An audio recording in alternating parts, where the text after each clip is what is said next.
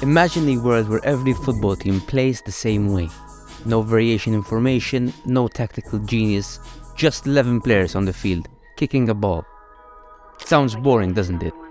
But fortunately, that's not the world we live in.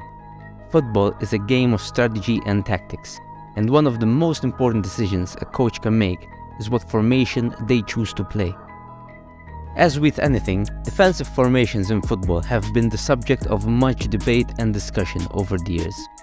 Some believe that a solid defense is the key to success, while others prioritize attack over defense.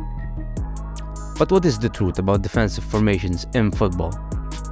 What do they really mean for a team's performance on the pitch? Well, that's what we're going to explore today. The truth is, defensive formations in football are a lot more complex than they seem. There's a lot more to it than just the number of defenders, midfielders, and forwards on the field. It's about finding the right balance between defense and attack, and it depends on the players you have and the style of play you want to adopt. Let's start with the 4-4-2, which is one of the most common football formations. This formation is balanced and versatile, with 4 defenders, 4 midfielders, and 2 forwards. It's a solid choice for teams that want to keep a strong defense while having options in attack. But what happens when a team wants to have more control over the midfield? That's where the 4-3-3 comes in.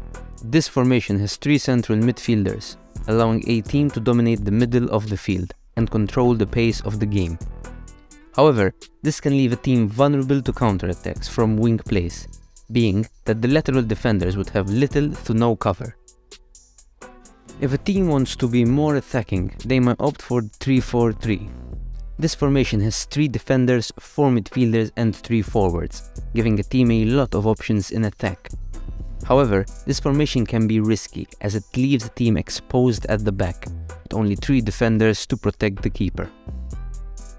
On the other hand, if a team wants to be more defensive, they might choose a 5-3-2 formation. This formation has 5 defenders, 3 midfielders, and 2 forwards, making it a solid choice for teams that want to focus on defense. However, this formation can make it a bit difficult for a team to create opportunities in attack, as there are only 2 attacking players. It's key to remember that no formation is the right one, and each has its own strengths and weaknesses. The key is to find the formation that suits your team's style of play and the players you have.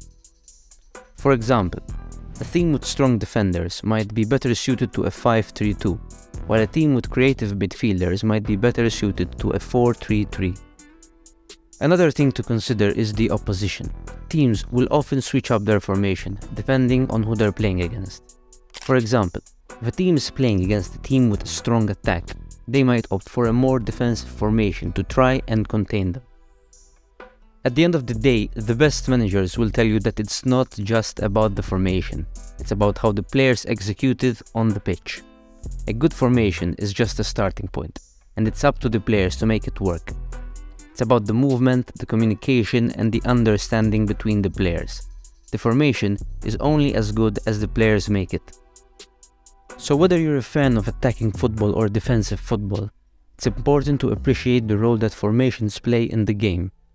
They give teams a structure and a plan, and they all make a difference when it comes to winning or losing. In short, the truth about defensive formations in football is that they're a complex and multifaceted part of the game. They're not just about the number of players on the field, but about finding the right balance between defense and attack. It's about finding the formation that suits your team's style of play and the opposition's. And it's about the players making it work on the pitch. So that's it for today's video.